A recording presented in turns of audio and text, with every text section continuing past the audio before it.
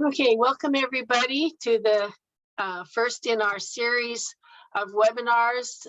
It's very Kentucky specific, and it's focusing on raising poultry as a commercial enterprise, small scale, rather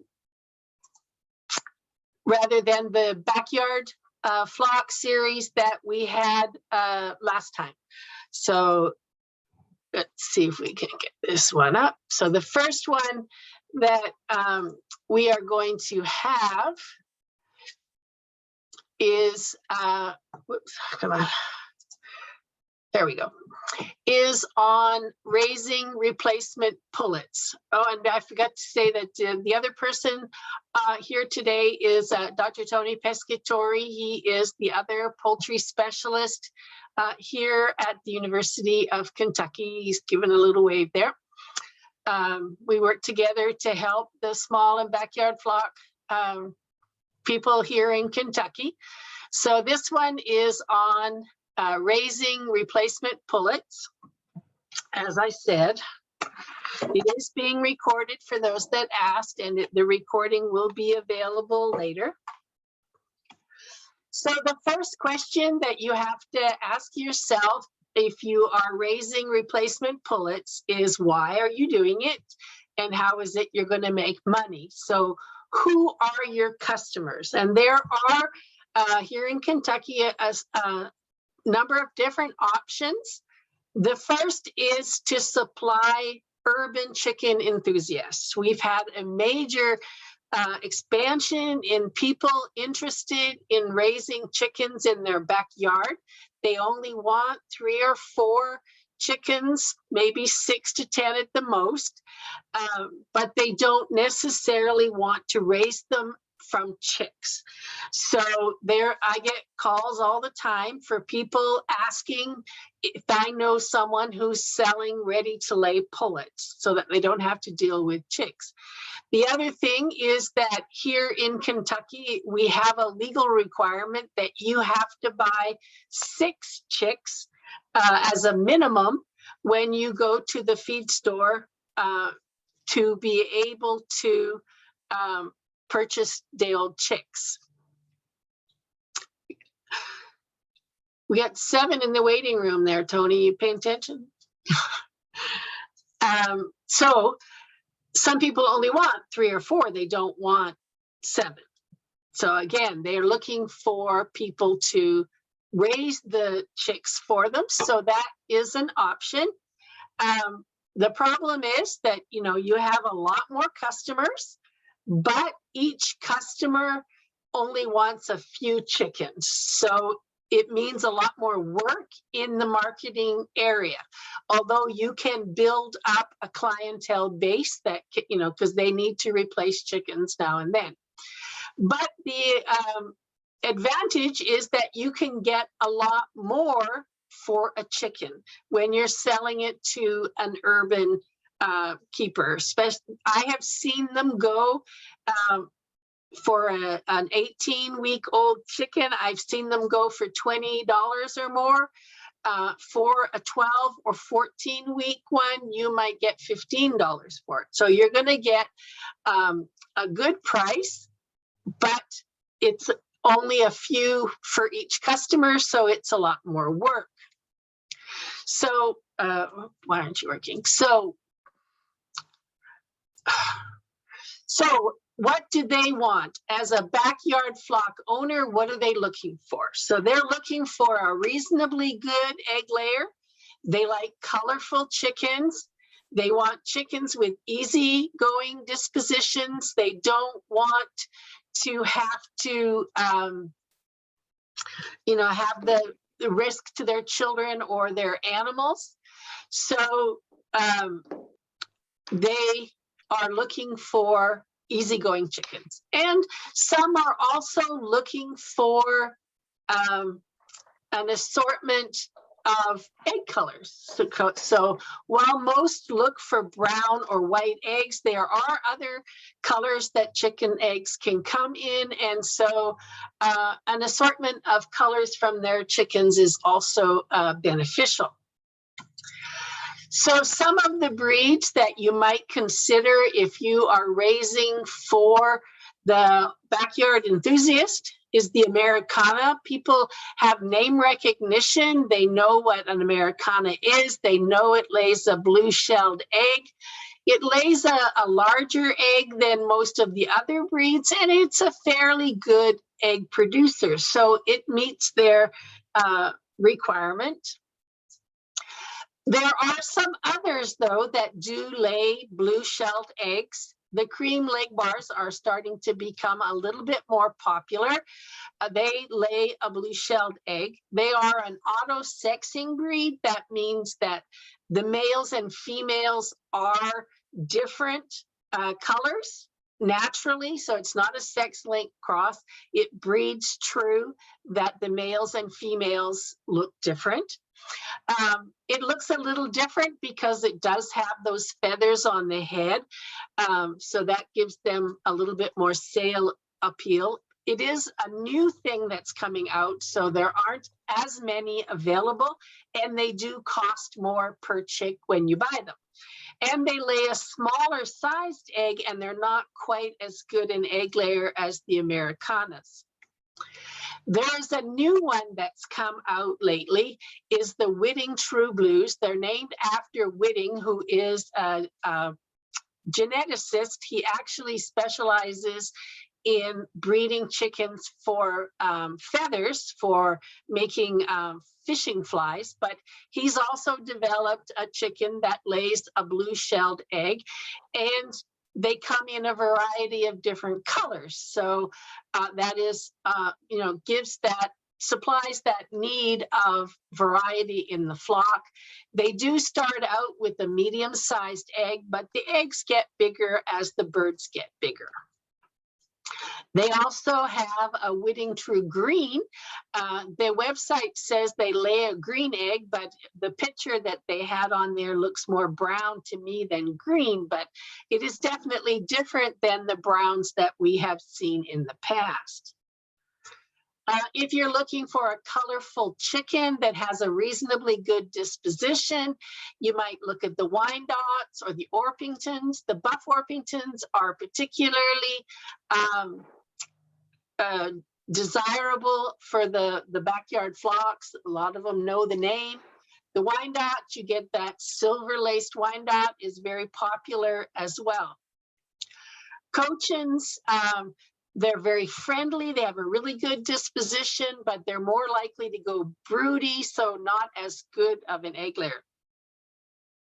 And if they're looking for something different, you could try a naked neck. They lay a brown egg layer, and so that, something different because it has no feathers on the neck. Some of the chocolate colored eggs are becoming popular. This originally started with the Morans. They're not the greatest layers, but that chocolate colored egg is popular. But the Well Summer is another one that has started to become popular. It's slightly better egg producer than the Morans, and it has that chocolate color as well. And there's just as a tidbit that I learned that if you eat cornflakes, supposedly the rooster on cornflakes is a Well Summer rooster. You can also buy an assortment of brown egg layers. They are cheaper that way. You have no guarantee of what breeds you'll get when you do that, but you do get a cheaper selection of a cheaper group of chickens by having them give you a set of breeds that they have selected.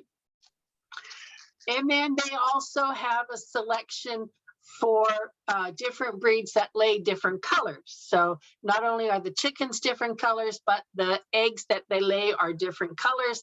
Again, you have no guarantee of what breeds you are, but they are definitely cheaper when the hatchery decides which breeds they want to give you. It's basically whatever didn't get sold. So those are some of the breeds that one would select for the urban chicken enthusiast.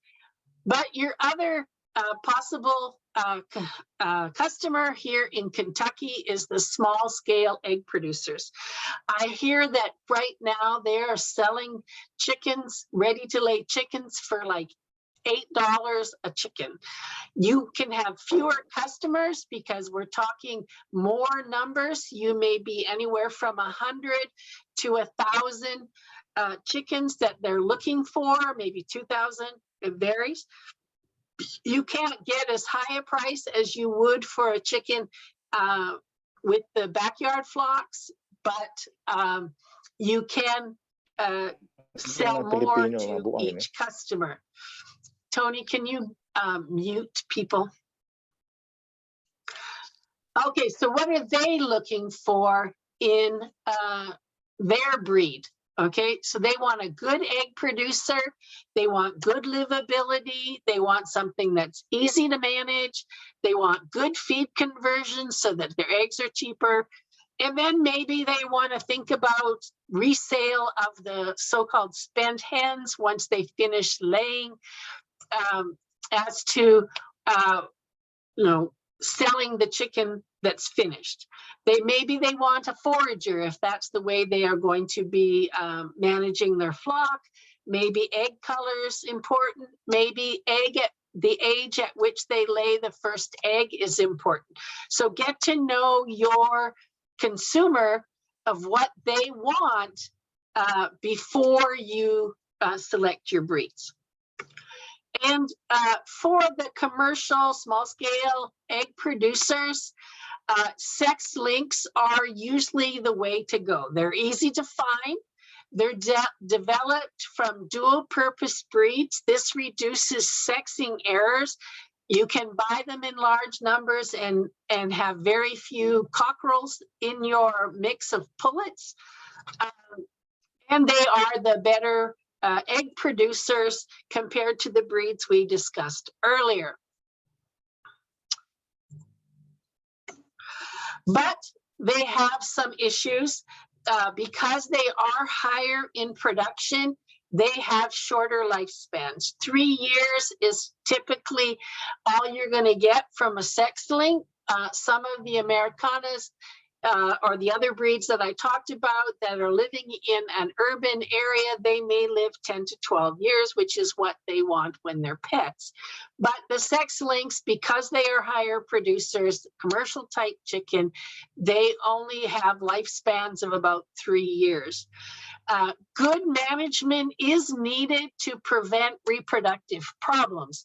The reproductive problems you typically see is internal laying and peritonitis, egg binding, and prolapse. So I just want to briefly go over what those things are.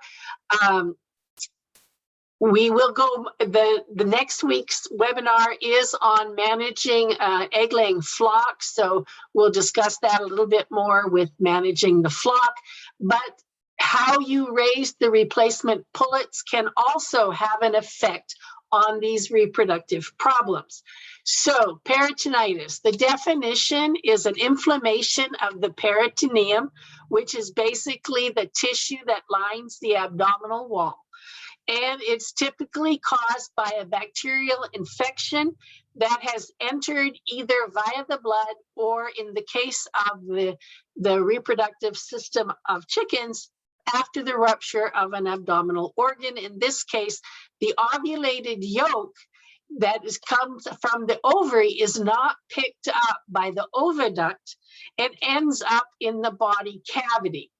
I see that the thing's not working. Okay, so here we are. Okay, so the infundibulum has to pick up the yolk that is released from the ovary, and if it misses it, it goes into the body cavity instead of into the oviduct to become an egg. If it only happens once, then that's not an issue. The hen will reabsorb that yolk material and life goes on. But if it happens a lot, then those yolks, which are great mediums for bacterial growth, get infected and you get the peritonitis happening. So that can be an issue. They call them an internal layer because the yolk is going into the body cavity and not into the oviduct to become an egg.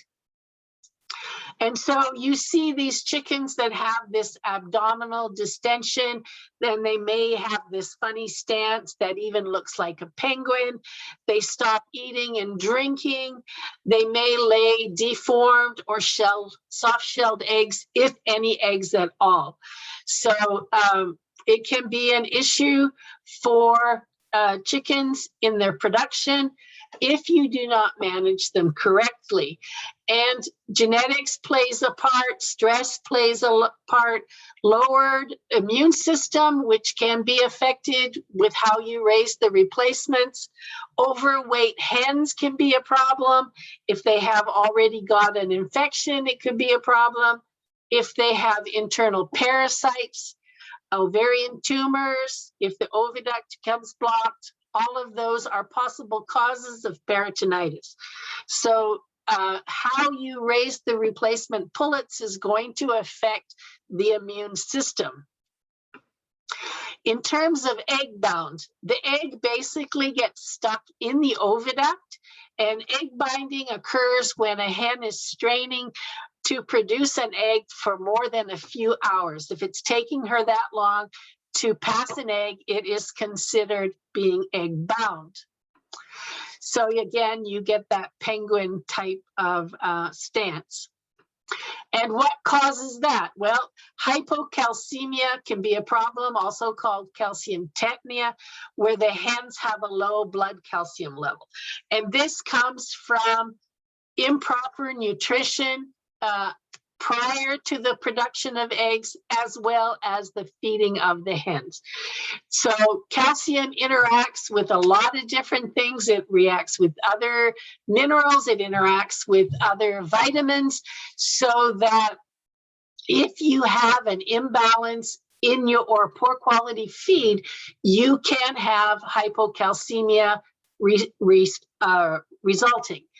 And calcium is not just for eggshells. Calcium is involved in the metabolism in almost every cell of the body. And so having proper calcium levels is critical. Hens laying excessively large eggs can also cause the problem. Starting egg production prematurely, again, how you raise those replacement pullets is an issue. It can also be an issue as they get older, if they have had any trauma. Obesity, overweight chickens tend to have more problems. And if you have mycotoxins in the feed, that could be an issue as well. Prolapse, that was the third condition that I told you about. When an egg is laid, the vagina everts through the cloaca to deliver the egg. Like you're seeing there, the cloaca has come out so that they can lay the egg. If there has been an injury to the vagina, such as from a large or double yolked egg tearing the skin, or if the hen is fat, or the vagina may not retract immediately, leaving it exposed for a short period of time.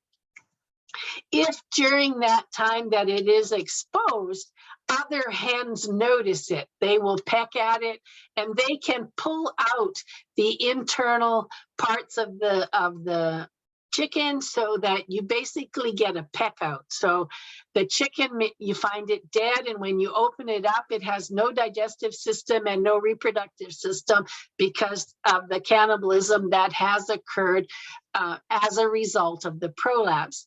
You can also get bleeding from the vent, and that can result in cannibalism. Alternatively, the vagina swells, cannot retract, and thus remains prolapsed, and they call that a blowout. So while, again, some of the causes of it are underweight pullets when you light stimulate them, overweight hens, and unbalanced feed rations. Again, the calcium is a lot of the problem that's going on because muscles require calcium to function. So how you raise those replacement pullets can affect subsequent production. And if you're selling to a commercial egg producer and he's constantly having health issues with the birds that you provide, you will lose that customer really fast. Some other problems that can do it is ages. So you usually get it when at the peak, and the light intensity. So some of the management factors that we'll be talking about next week deal with the hens, and those are some of the issues that can cause the problem. In terms of what kinds of sex links, the red sex links are really popular. There are many different kinds of red sex links, depending on which hatchery you are purchasing from. So there's the Red Star, which is a white Delaware on a Rhode Island red rooster, the Golden Comet, white Plymouth Rock on a New Hampshire red rooster, the Road Bar, which is a barred Plymouth Rock hen and a Rhode Island red, oops, that should be rooster. The Cinnamon Queen, which is a Rhode Island red white and a Rhode Island red. Again, sex links can be sexed based on the plumage color when they hatch. So the red sex links, the male chicks are white and the females are red. So your sexing errors go down considerably, and the red sex links are considered the better of the sex link crosses, and some of the hatcheries refer to them as the Isa Brown, which is a breeding company equivalent. If you can't get the Isa Brown from the breeding company, the hatcheries that sell them, they have similar genetics involved. They start laying eggs at 16 to 17 weeks of age, depending on body size and when you light stimulate them. They can produce anywhere from 200 to 320 eggs, depending on which cross you get and how you manage them. They lay a light brown egg. They lay relatively large eggs from the start. They don't have a small egg to start with. They typically do not go broody, so they're good layers. They are cold sturdy. They're good foragers if that's what they're going to use. They're a slightly larger bird, with the pullets at 6 pounds and the hens at 6 to 7 pounds. And the weight of the birds will affect feed efficiency. So the heavier the bird, the more feed they have to consume to maintain that body weight. And so the more the more feed they need per eggs produced. The black sex links is another good egg layer. It's a barred Plymouth Rock hen on a Rhode Island red rooster. Again, they're sexing at hatch. They all have black down, but the males have a white dot on their head, so it's relatively easy to sex the chicks when they hatch. They come out with different names. There's the black sex, just black sex links, or some call them the Black Star.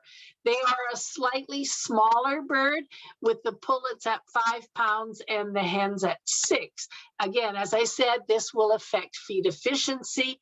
They do lay a light brown egg, and the number of eggs is slightly lower than the red sex links, with the 200 to 280 eggs per year, depending on the cross and how you raise them and how the flock is managed when it comes into production. If they're looking for a saleable issue, they may be looking at egg color. As I said, the Americana is, can be selected for the backyard guys, but commercially they have something called an Easter egger. It doesn't meet the standard of perfection for Americanas or Ericanas, so they're not pure breeds, and the colors can vary from pale blue to dark blue to green, and then maybe even a few pink ones. So that depends on the cross that was used to produce the Easter egger. They have noticed in their genetics that 1 out of every 100 will develop a severe crossbeak, and so it won't be very good as a saleable pullet.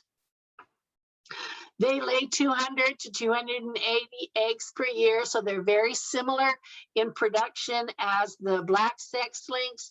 They are even smaller bird at a pullet 4.5 pounds and a hen 5.5 pounds. Their eggs start out medium and then get a little bit bigger. They can go broody depending on how you manage them, so you have to be careful with that. Tony, there's 5 people in the waiting room. I'm getting an alert. And then they also have an olive egger, which is a cream leg bar rooster by a well summer hen. The eggs are small to start with, but they do get bigger, and 97% of them produce that olive color. They lay less eggs, 180 to 280 eggs per year. They don't usually go broody though. And again, they're a small size, so they have the better feed efficiency. And then of course, the third possible customer is yourself. So what do you look for as a egg producer? What are you looking for to when you select a breed for yourself? Pretty much the same as what a small scale egg producer would do. So if you go to our department website, we do have a link to the poultry hatcheries that you can buy mail order chicks from. They must come from an MPIP hatchery in order to cross state lines, and they must come from an avian influenza-free flock in order to enter Kentucky. Tony, are you there? Because I still see 5 people waiting. I don't see anybody waiting. Oh, I got an alert that there's 5 people waiting. Oh, there's nobody in the waiting room. Yeah, I admitted them, so we'll see what happens. Okay. So that link again is on our website. I will try and remember to put it in the chat when we finish. We are not, favoring one hatchery over another, but it must be from an MPI hatchery to cross state lines, and it must come from that avian influenza free flock in order to be able to enter Kentucky. I see somebody has raised a hand. If you would like to type your question in the chat box, if it's relevant to what I am talking about, Tony will interrupt me to ask the question. Otherwise, we'll have to save the questions for the end. So 2 people have raised their hands. Again, type your question in the chat box. Tony will monitor it and see if it's relevant to what I'm talking about.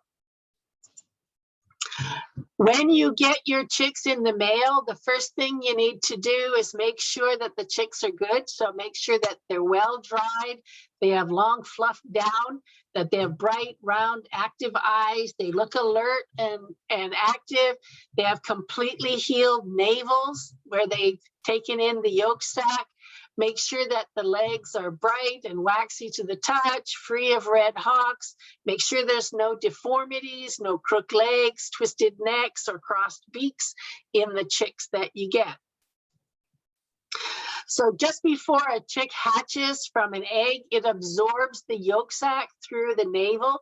And once the yolk sac is fully absorbed, the navel immediately begins to heal and dry out.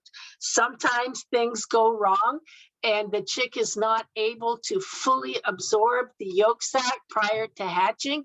And that mass can remain on the outside, which is the unabsorbed yolk.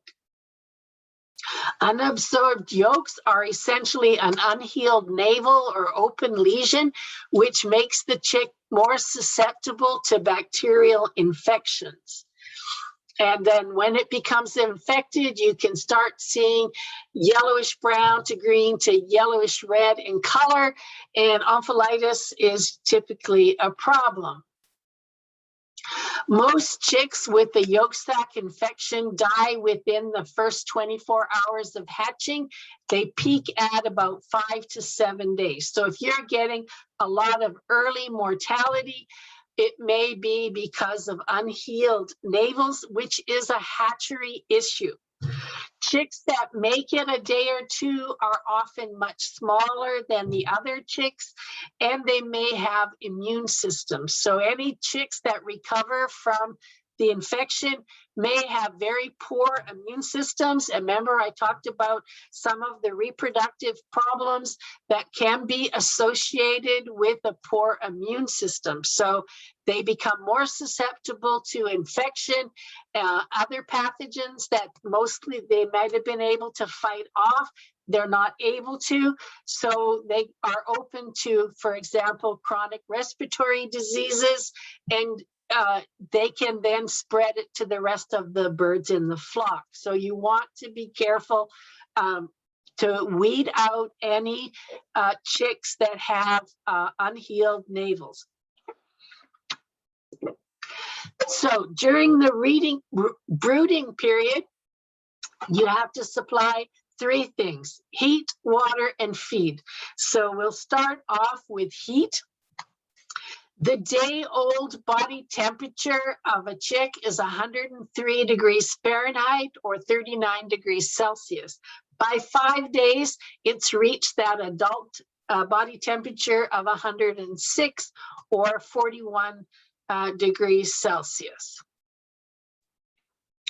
And chicks are unable to regulate their body temperature until around 12-14 days of age, and fluctuations of body temperature, even of 1 degree Fahrenheit, can stress the chicks and negatively affect performance.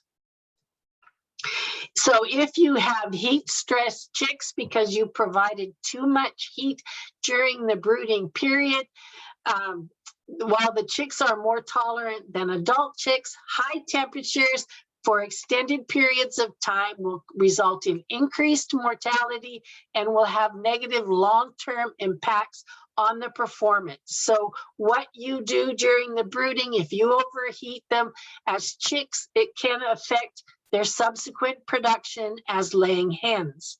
Similarly, cold stressed chicks have an impaired immune and digestive systems. So you're going to see increased mortality, reduced growth rates. You're going to have increased feed consumption as they try to stay warm by generating their own body heat, and you're going to increase your feeding costs. In terms of your heat source, one of the options is battery brooders. They're easier to manage. They use electric heat. You can have more chicks per square foot in your facility, and there's no need for bedding for the first 3 to 4 weeks.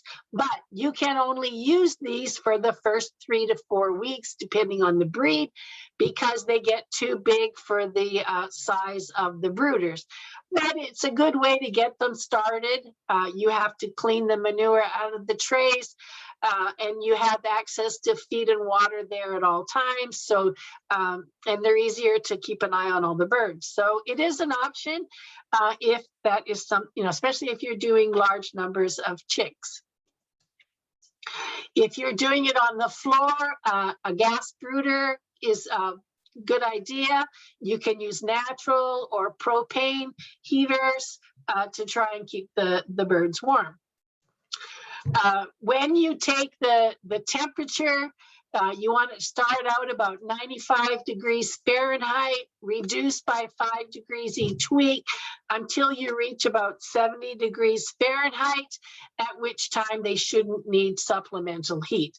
The temperature needs to be taken at chick level, not up where you are, and make it easier to read.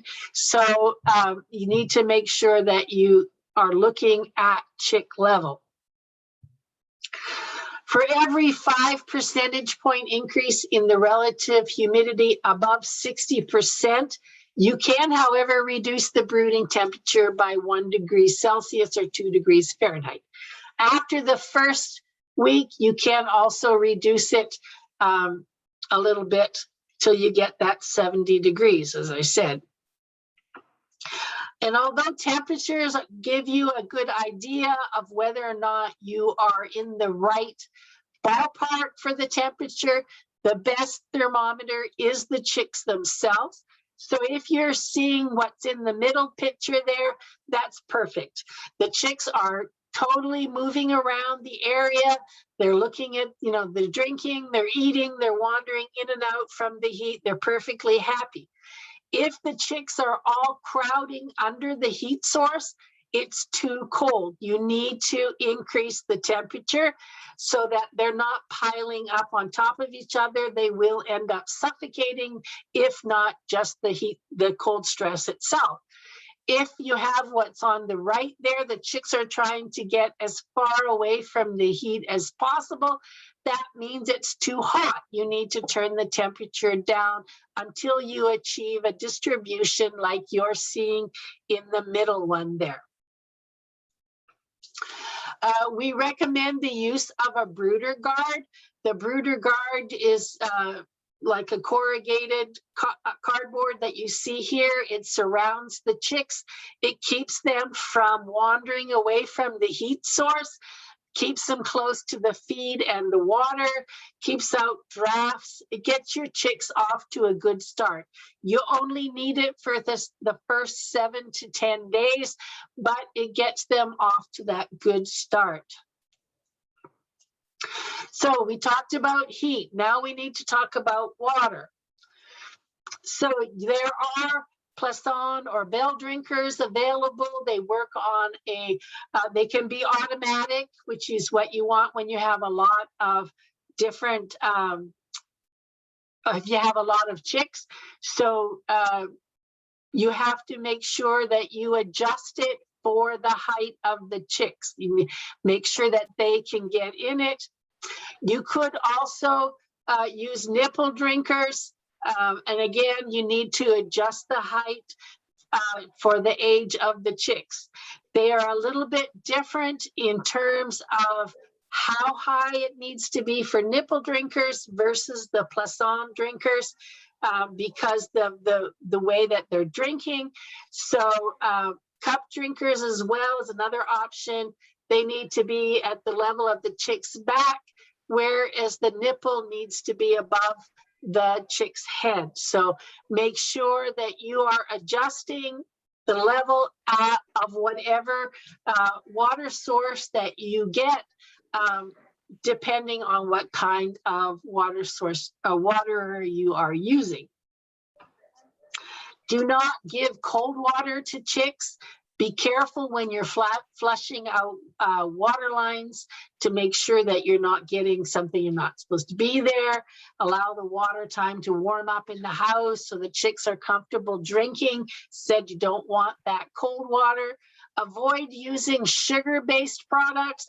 Some people think that they need to add sugar to give them that boost of energy, but that will result in the growth of microorganisms. You get bacteria and all other things you don't want. So avoid using the sugar-based products. If you want to use the vitamins and electrolytes in the chick's water for the first few days, that's fine. It's not essential, but you can do it if that gets your birds off to a better start. But avoid those sugar-based products. So the first thing the chicks need, as I said, they absorb that yolk sac before they hatch. So they have a little bit of food reserves inside them when they hatch. The first thing that they need when they arrive at your farm is the water. So make sure they get the water right away. Teach them how to drink for when you place the chicks. The other thing they're going to need is feed. And you can buy mash, pellets, or crumbles. For chicks, mash or crumbles work best. The crumble is basically a pellet that has been broken up into bite sizes for the chicks. You don't want large pellets for chicks. They're not going to be able to eat that size of pellet. Again, depending on what type of feeder you're using, whether it's a tube feeder or a trough feeder, adjust it for the right height of the chickens. So you can see here in the picture with the chick, it's at the height of the back of the chick. It can eat without pooping in it, without spreading it all over the chicken house. If you're using trough feeders, you will have to adjust the type of feeders you use. You need a chick trough feeder for the early days, and then you can switch to the larger one as they get older. Okay, this one just shows you where the crop is located. It's outside of the body cavity in the neck region of the chicken. The chicken eats and stores feed in the crop, and then slowly that feed goes through to the rest of the digestive system. And it is important that the chicks start to eat and drink immediately. So it's important to check the crop fill with the chicks about 24 hours after you place them. So as I said, it's on the outside of the body cavity. So, oh, shoot, I forgot to take that off. Let me get rid of that.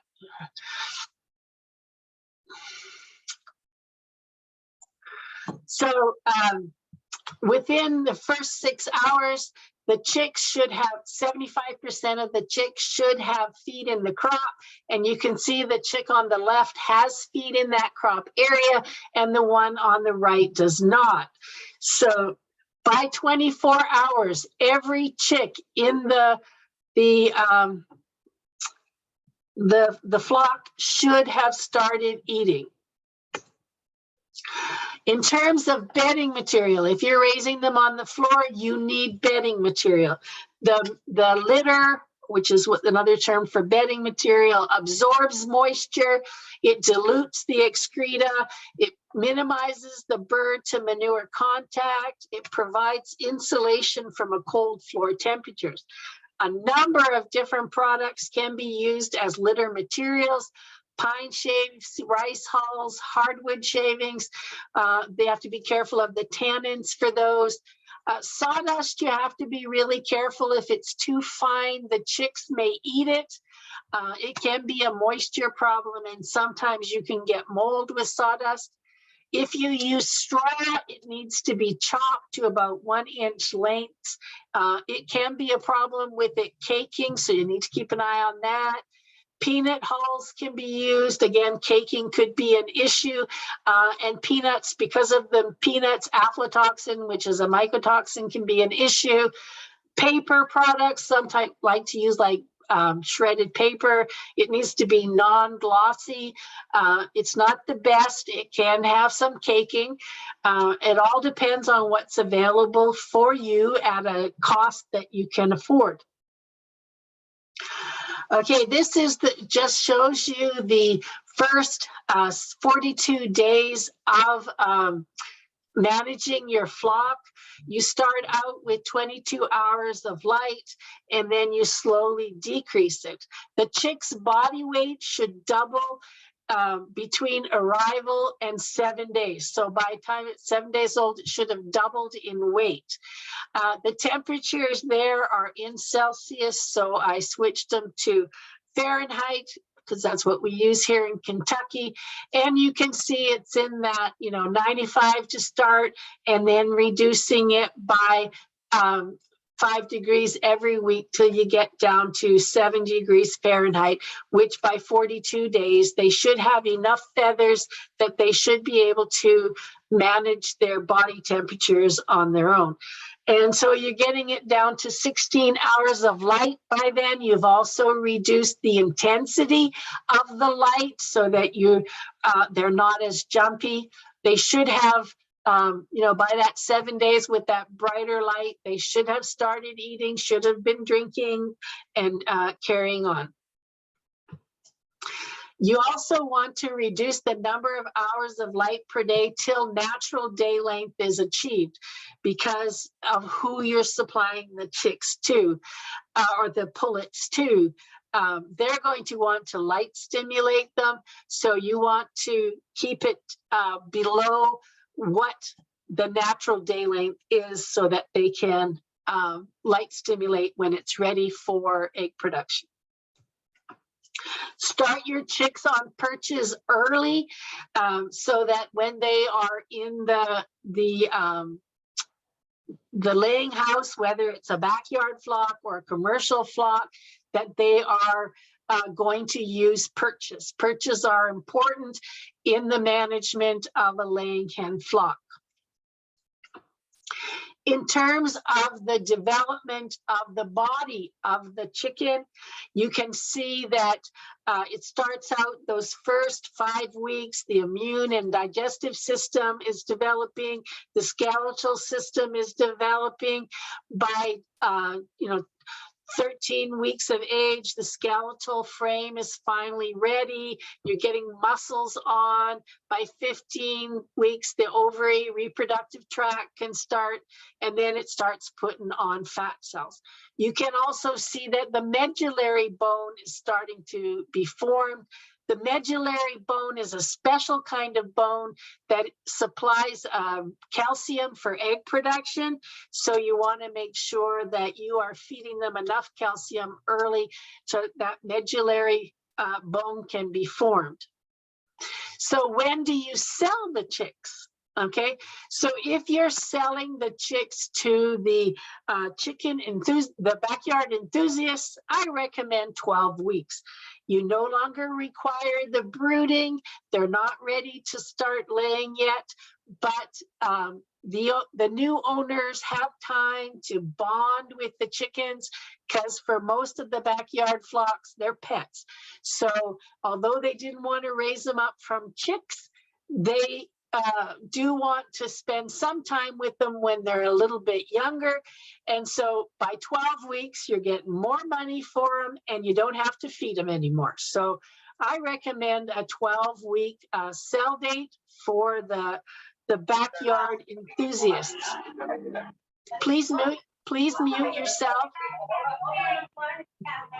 Please mute yourself, Jim Boy. Thank you. If you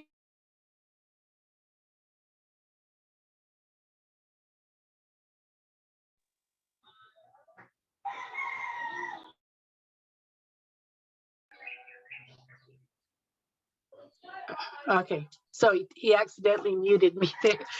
Okay, so if you're selling to the small scale egg producer, they may want it at the point of lay. So 18 weeks, depending on the breed, maybe 16 weeks, so that they are ready to get acclimatized to their new home, and then they can light stimulate them to start laying eggs.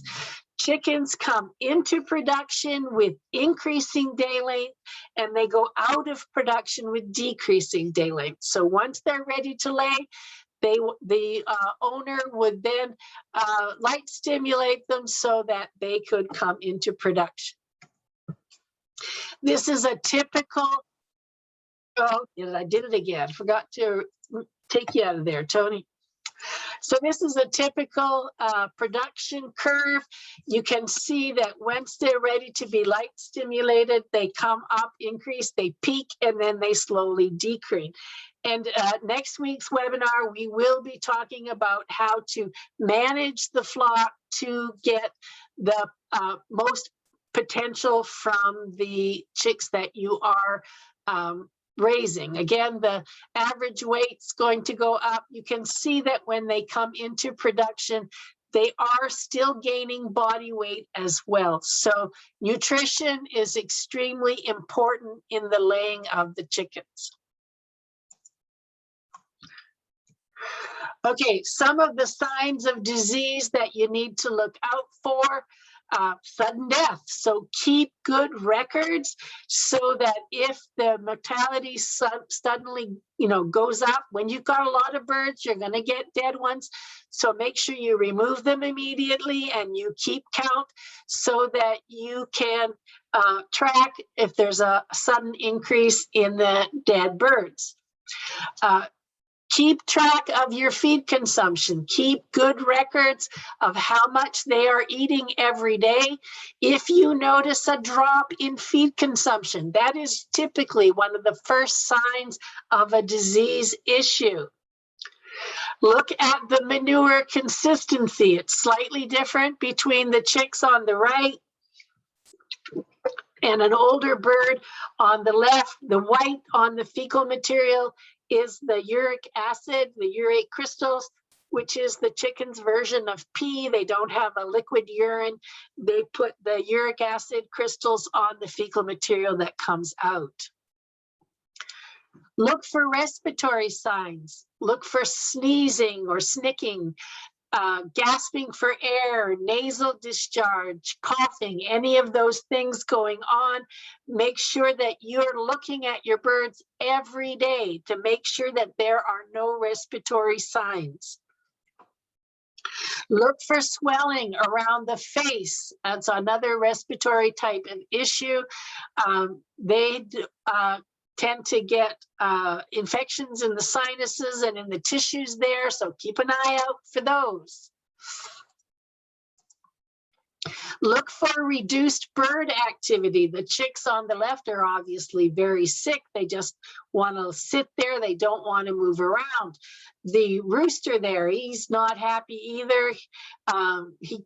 Is he just sleeping or is he just, depressed? He doesn't want to go anywhere. Look for nervous disorders, muscle tremors, incoordination, drooping wings, twisting of the head and neck, paralysis. Any of those issues could become a problem. So keep an eye out for them every single day. So it is important to keep good records. You want to keep your daily feed consumption records, your daily mortality records, and if it's even possible, your daily water consumption. Because as I said, the first sign of disease is a drop in feed consumption and an increase in daily mortality. It's a good idea to take periodic body weights. See if you are meeting the levels recommended by the breeders for that particular type of chicken. Also, record the number of hours of light per day that you're giving. The purchaser, especially if they're a small scale egg producer, they're going to want to know how those chicks were raised and how their lighting occurred, so they can adjust their management plan to the number of hours of light per day that you have been giving them.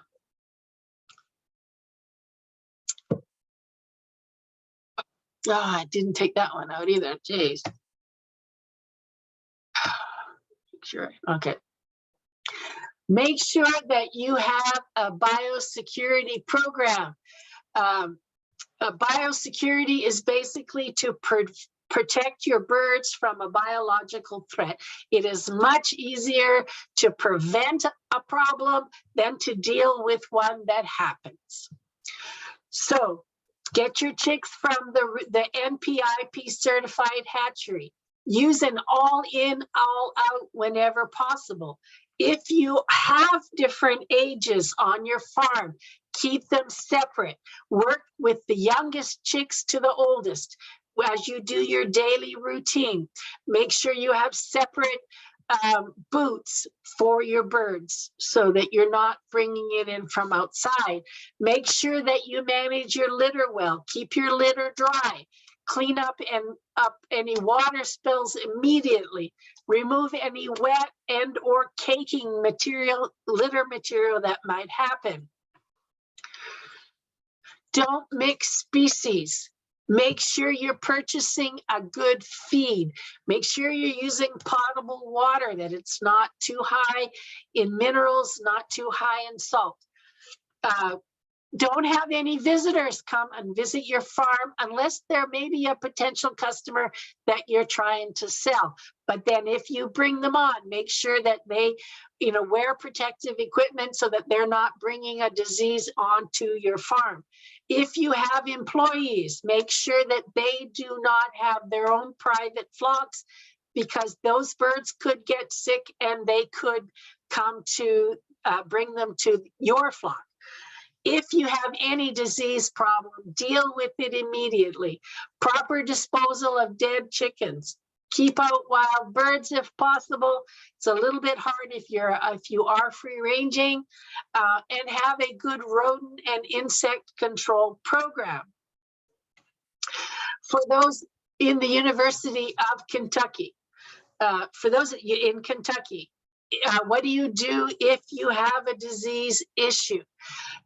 If you are making money from raising your pullets, it is worth it to get any increase in mortality investigated immediately so that you can eliminate any disease issue that could cause the death of all your birds. You want to cut that disease outbreak quickly.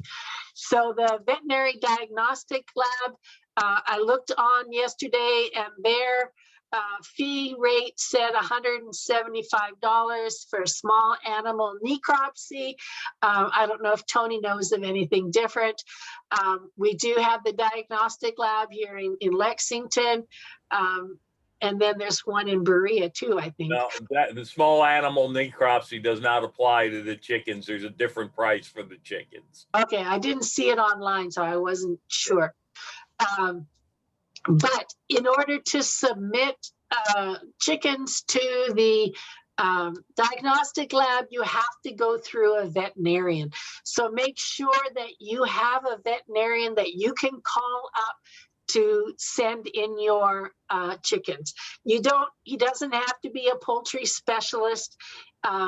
He just has to sign the paperwork and get the results to give back to you. So you have to make sure that you know of a veterinarian that will help you before the problem occurs. You don't want to have a problem and then try to find one. Geez, I keep forgetting to take these things out.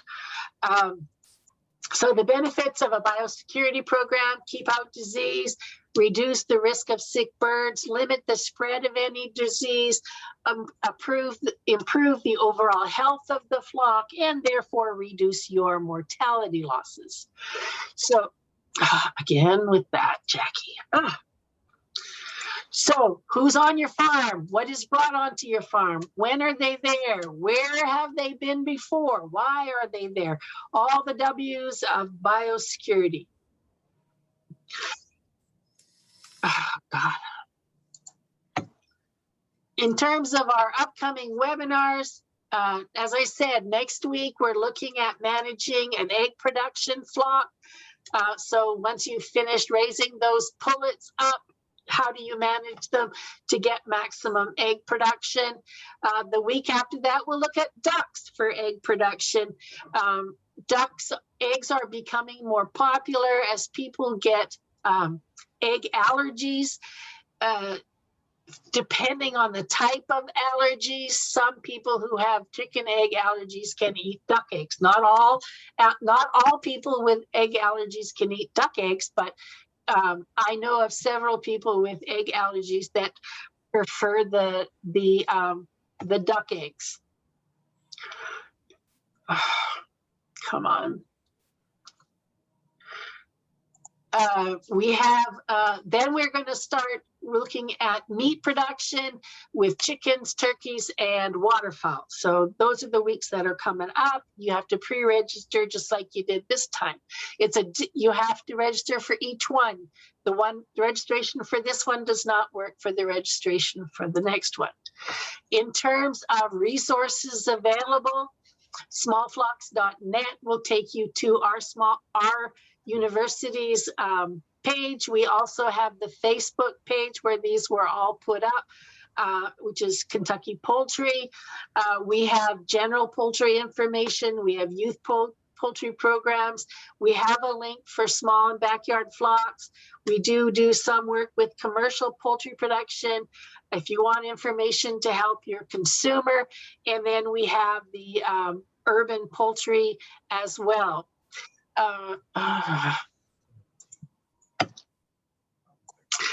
In terms of the national, we have the e-extension. We have a page there. We have a Facebook page. It has webinars that are monthly, and again, they're recorded. It has articles, it has blog, it has an Ask an Extension feature for those in Kentucky. It's easier to email me directly with your question rather than use the Ask Extension because sometimes you get delayed. But feel free, if you're in Kentucky, to email me with your questions. And that's all I have. So, did we get any questions? No, I have not seen any yet, other than the idea of the certificates. If you have a question, just chat, type it in the chat.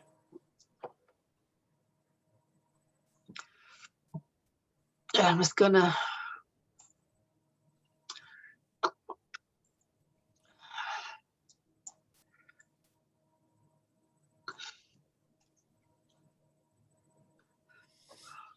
Any questions? So this one will take you to our department website, and We have one question came in. It says, how do you manage a flock uniformity? You want to handle that one, or you want me to do it? Go for it. Okay. One of the main things with maintaining flock uniformity is to make sure that you are having enough feed and watering space so that all chickens can eat at the same time. If you do not do that, some of the chickens may not be able to get enough feed and water, and you're going to get a lot more variability. So treating all the chickens the same is key to having good uniformity. Good feed, good water, no disease problems, so that the competition for feed and water is not there. If you do have a uniformity problem, you may be able to segregate the birds by body weight and overfeed the underweight ones and take care of the so by segregating them by weight, if Yes. that's a possibility. That's one of the advantages of weighing your chicks periodically, is to get an idea of how that variability is in your flock. Any other questions? Can you comment on the use of organic trace minerals? What are the benefits of using? Well, one of the advantages of the organic trace minerals is that they are more biologically available. So if you're using organic trace minerals in the feed, it's better than the inorganic minerals. As you know, I don't think you need to supplement it if you are feeding a good feed that is good enough. You don't need to add extra to them, but the use of organic trace minerals in the feed is definitely more biologically available than the inorganics. So it reduces the waste that you get when you do that. Are there any other questions?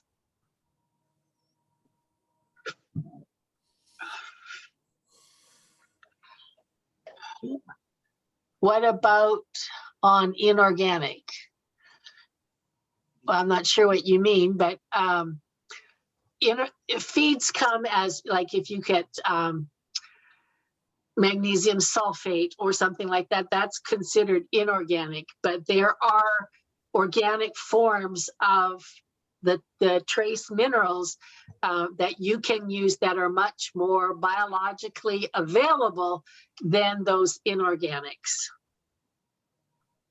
And then, That doesn't mean organics are bad. It just means they're more biologically available. I have bought 8-day-old chicks and 5 days old. Is it okay to put them inside the same cage? That could be more of a problem of where they came from. You're having a disease risk anytime you mix from different sources. If they're coming from the same place, not as much of a problem. In terms of behavior, 3 days is probably not going to be that much of a problem.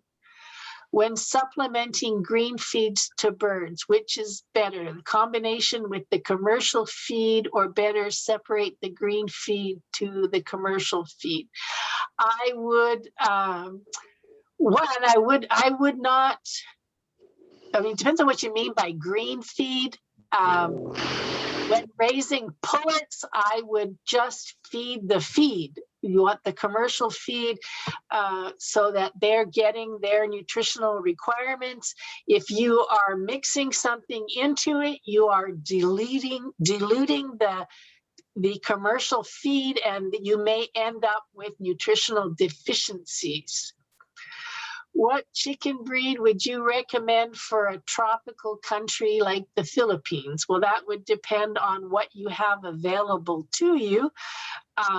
If you're and who you're raising for. If you're raising for a small scale commercial egg production, you're going to want a bird that can produce well. So whatever egg type chickens you have in your country. I don't know what you have available.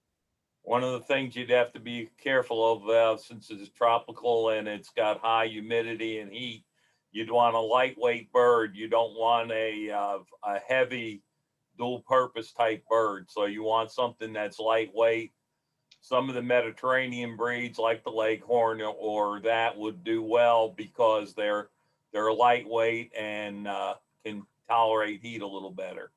Yeah, so I mean, the humidity is also the issue. So yeah, I mean, the breeding companies, I mean, Philippines has breeding companies there too, and they breed specifically for the conditions in the country. So look and see what, what breeding companies are there and what their conditions were under when they were breeding. Any last minute questions? Common breed in the Philippines are DeKalb, Lohman, Babcock, and High Sex. Yeah, I mean, all of those. One of those would be fine. Any of those would be fine. A lot of it depends on whether you want brown eggs or white eggs as well. So whoever the customer is, and what they want. So any other questions? What do you want to do about the certificates?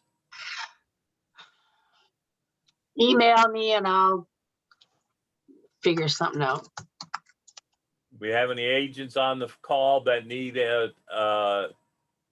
agent training credits? Yeah. Recommended probiotics, especially on raising pullets. Probiotics are always a good idea, especially for the chicks. You may also want to get your chicks vaccinated for coccidiosis. That can help you. So yeah, probiotic, Merrick's disease as well. What's that? Vaccinate for Merrick's disease as well. Yeah, especially if they're going out to free range, Merrick's is really good. So at the hatchery, you want to get the coccidiosis vaccine and the Merrick's vaccine for the chicks. That will be a good selling factor when you start selling the pullets as well, or if you're raising your, for yourself. And probiotics are basically just good bacteria that you're giving to the chicks. It gets them off to a good start. Anytime that you have a disruption in the health of the chickens, you know, give them some more probiotics. It helps to reestablish a healthy gut microflora. You don't need to keep them on probiotics all the time. It's just to get that good gut flora established, which, you know, for day-old chicks, sometimes they need that. So it's a possibility to use. Anything else? Okay, is it okay to use zinc bacitracin to prevent gut-related problems, or any recommendations on that? Is that one of the VFDs? No, that's a well, yeah, it's a is this local or is this? It doesn't say. Zinc bacitracin is a pretty safe antibiotic. Depending on where you are, you may need a prescription for that one, but it is one that stays in the gut itself and doesn't have a lot of withdrawal time. So it is a decent antibiotic for things like enteritis. I don't know that you need to use it to prevent the disease. It would be better if you managed it. It isn't a bad preventative either. Well, I mean, but depending on who you're selling to, they may not want to have the birds to have received an antibiotic at all. So if you're having gut problems, you know, yeah, it's something you can use. Here in the United States, we need a prescription to do that. And if you use it, then you need to use the probiotic, because it, you know, it's going to affect all the bacteria. You need to replace the good bacteria after the antibiotic has been used. Any other questions? Okay, not see, and I didn't see any agents from Kentucky needing credit. So, okay, I'm going to turn off the recording. Thank you guys for joining us.